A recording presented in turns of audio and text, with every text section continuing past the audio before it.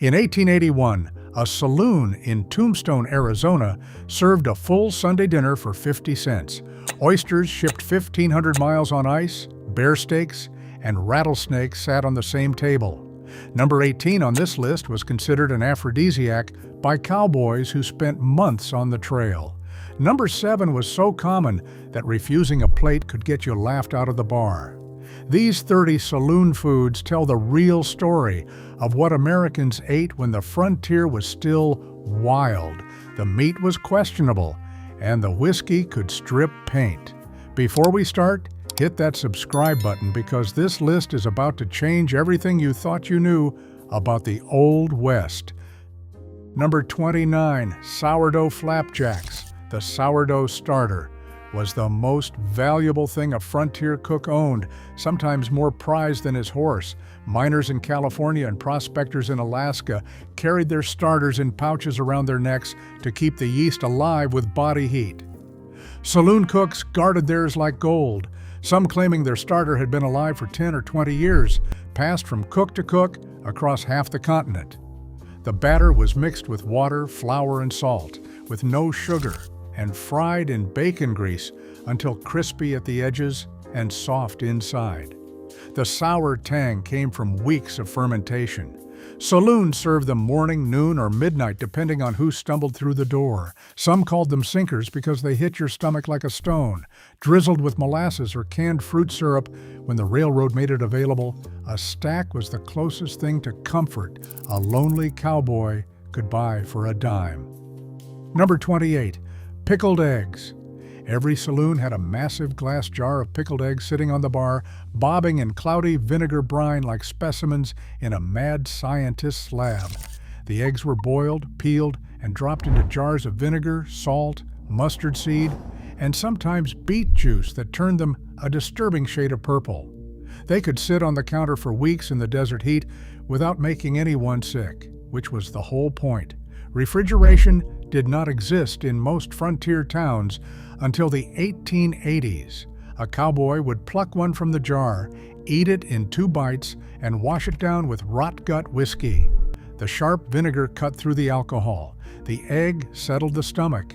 At 2 for a nickel, they were the original bar snack, 100 years before peanuts in plastic bowls became the standard. Number 27, beans, Arizona strawberries.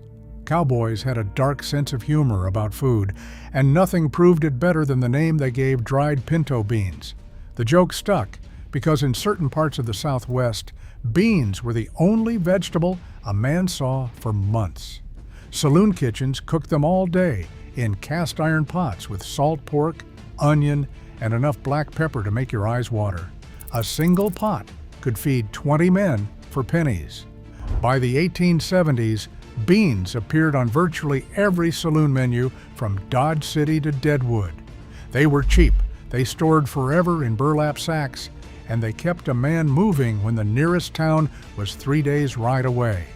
But the problem was what happened afterward. Cowboys sleeping around a campfire after a pot of beans created an atmosphere no modern dinner party could survive. But the alternative was going hungry, and hunger on the frontier was a death sentence. Number 25, salted peanuts and pretzels. The free lunch counter was the saloon keeper's greatest hustle. Buy 2 drinks and eat all you want. The catch was that everything on that counter was loaded with salt. Pretzels shipped in barrels from back east. Peanuts roasted and dusted with coarse salt. A man ate a handful of salted peanuts, got thirsty, ordered another beer, ate more peanuts, ordered another beer. The chain reaction went on for hours. Saloon owners in San Francisco and Denver turned this trick into an art form, laying out 20-foot spreads on white linen tablecloths. The food was technically free, but the man who only bought 2 drinks and stuffed his face was not welcome back. There was an honor system, and the regulars enforced it. Eat light, drink heavy. That was the unspoken law. Number 24, smoked herring. Smoked herring shipped in wooden crates from the Atlantic coast showed up on free lunch counters from Kansas City to Sacramento. The fish were cured in salt and smoke until they turned hard and golden, almost like jerky. They could survive the journey west without refrigeration because the curing process drew out every drop of moisture. A man could tear strips of herring with his fingers and eat them between sips of whiskey. The salt was ferocious, which was exactly why saloon keepers loved them. Nothing on earth made a man thirstier than smoked herring. Cowboys unfamiliar with ocean fish refused it outright, but immigrants from Scandinavia and Germany ate them by the fistful. A taste of the world they left behind, served on a wooden counter 3,000 miles from the nearest ocean.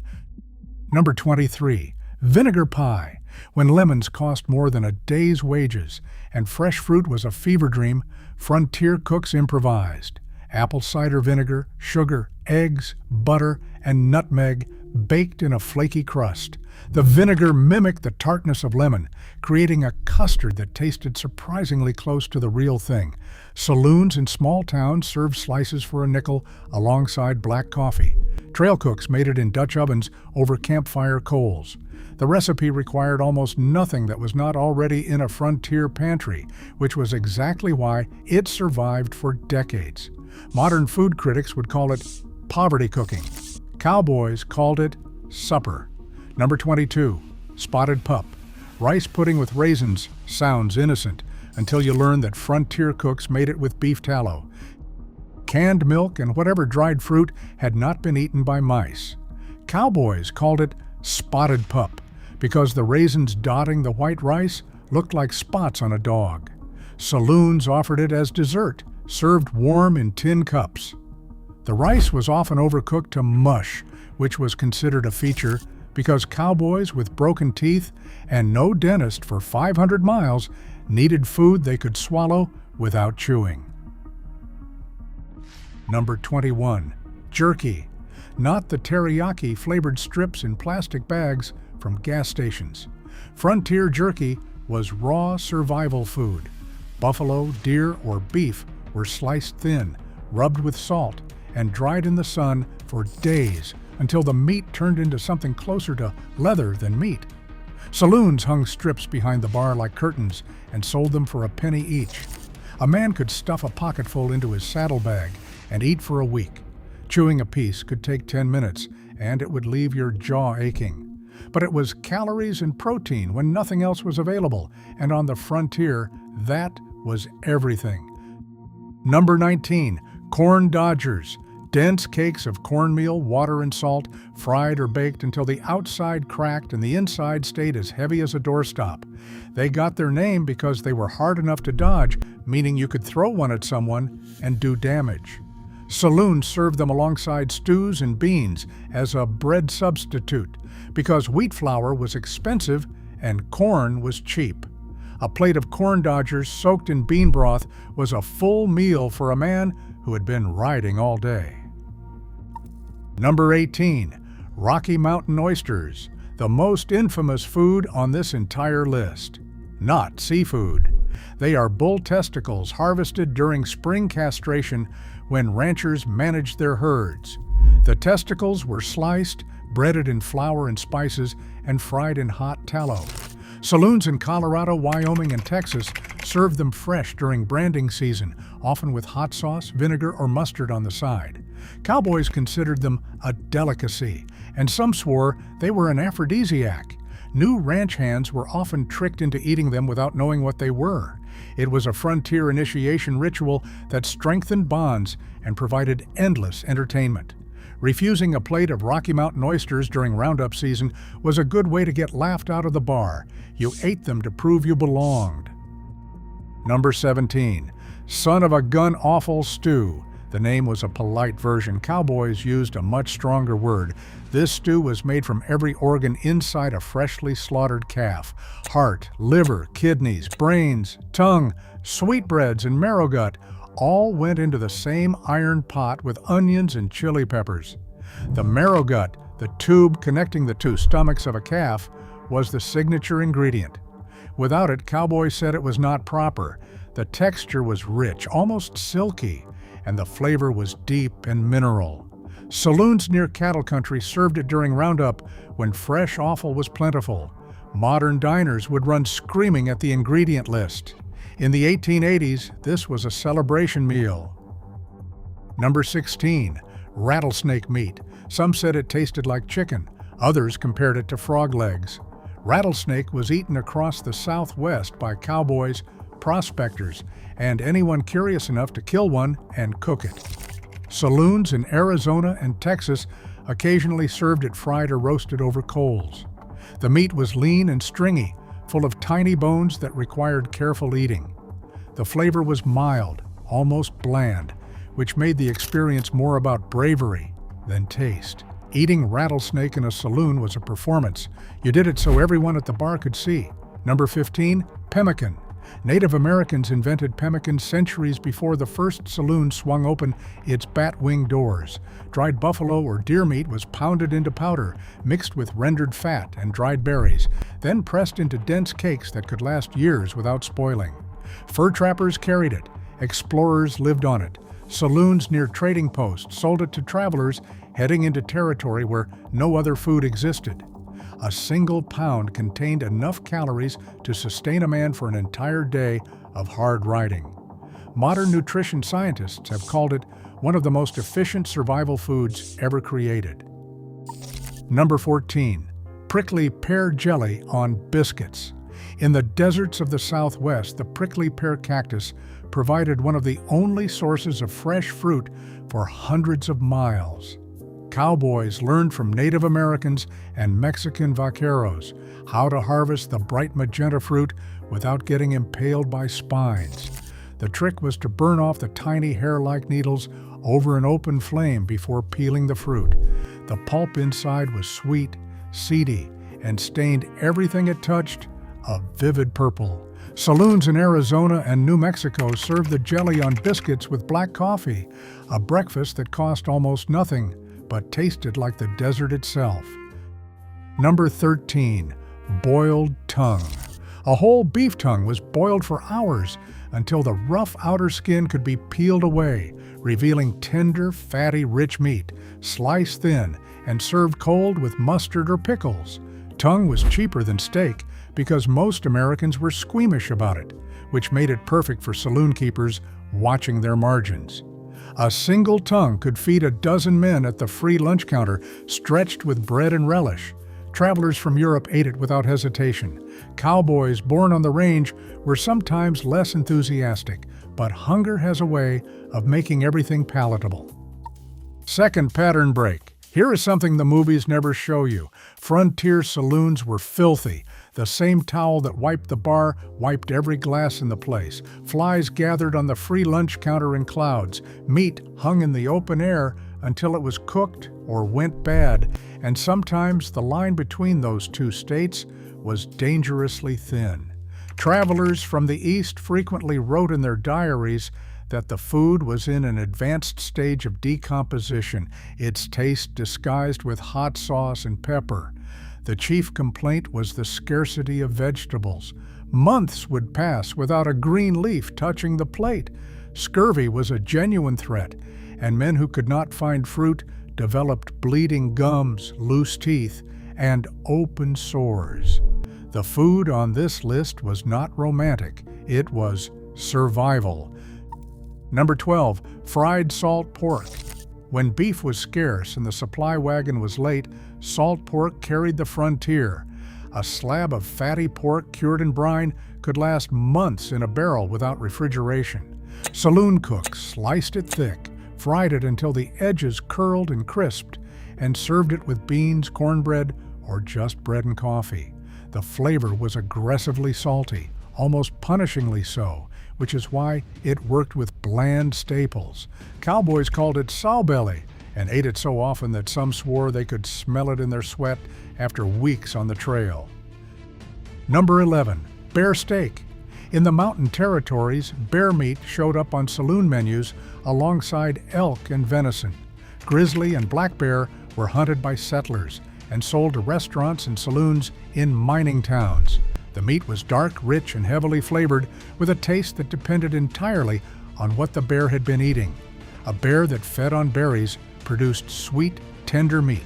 A bear that ate fish tasted exactly like you would expect. In 1865, a Chicago restaurant still offered bear paw in burgundy sauce, alongside wild boar steak and squirrel pie. The frontier ate whatever the wilderness provided. Number 10. Biscuits and red-eye gravy.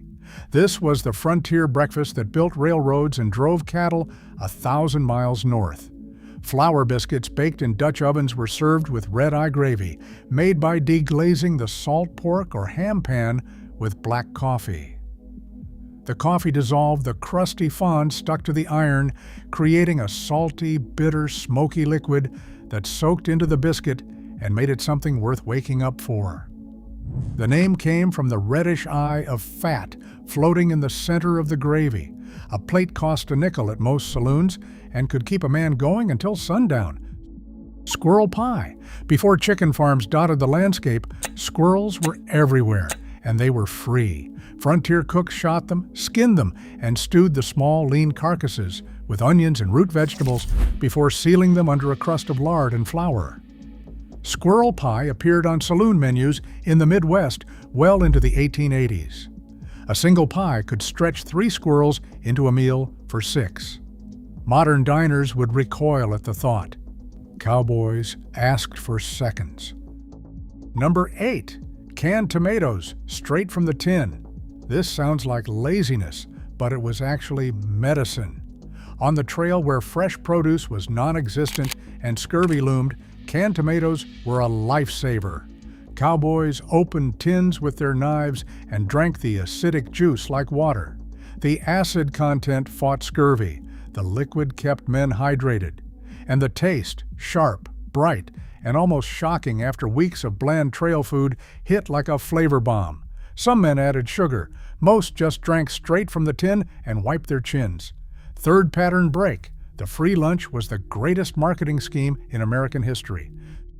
Number 6. Switchel, the frontier energy drink.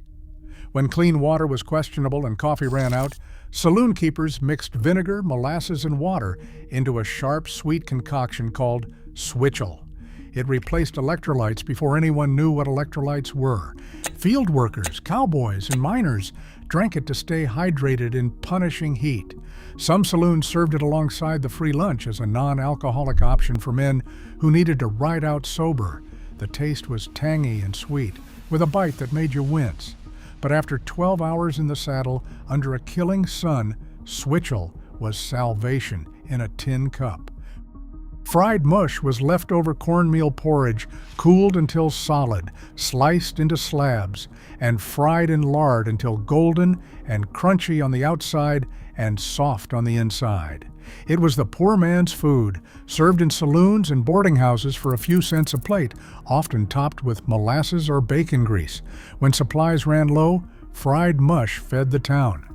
The satisfying crunch of that fried crust, giving way to the warm, creamy center, was the kind of comfort that kept men coming back to the same saloon night after night. Number 4. Venison chili. In territories where deer outnumbered cattle, venison replaced beef in everything, including chili. Frontier chili was not the tomato-based stew modern Americans know. It was dried chili peppers, rendered fat, wild onion, and cubed meat, slow cooked until the pot turned dark red and the heat built to something almost dangerous. Saloons in Texas and New Mexico served it in tin bowls with corn dodgers on the side. A bowl of frontier chili could make a man sweat through his shirt in January. Fuel, medicine, and entertainment all at once. Number 3. Bone marrow spread on bread. When the roast was gone and the meat stripped clean, frontier cooks cracked the bones and scooped out the marrow. Soft, fatty, and rich, bone marrow was spread on bread or biscuits like butter. Some saloons roasted the bones directly over coals, serving them split open so men could scoop the warm marrow with a spoon or their fingers. Today, bone marrow on toast costs $18 at a Manhattan restaurant and comes with microgreens. In 1875, it cost nothing because it was what was left when everything else had been eaten. Number 2. Wild game platter. In the best frontier saloons, the menu read like a hunting expedition. Wild boar steak, boned wild turkey, patties of quail, roasted elk, Buffalo tenderloin. In 1865, premium establishments in Chicago and San Francisco still offered bear paw and burgundy sauce alongside imported French wines. These were not backwoods cookouts. These were serious meals served on real china to men who struck gold, sold cattle, or ran the railroads. The variety would stun a modern diner, not because it was primitive, but because it was more diverse than anything most restaurants serve today. We traded wild abundance for factory-farmed uniformity, and the frontier menu makes that loss impossible to ignore. Here is my challenge. Next time you sit down at a restaurant with a 40-page menu and complain that nothing looks good, think about the cowboy who rode 800 miles on dried beef and beans and nearly cried when someone handed him a tin of canned peaches. Share which one you would actually try in the comments, and subscribe if this is the kind of history they never taught you in school.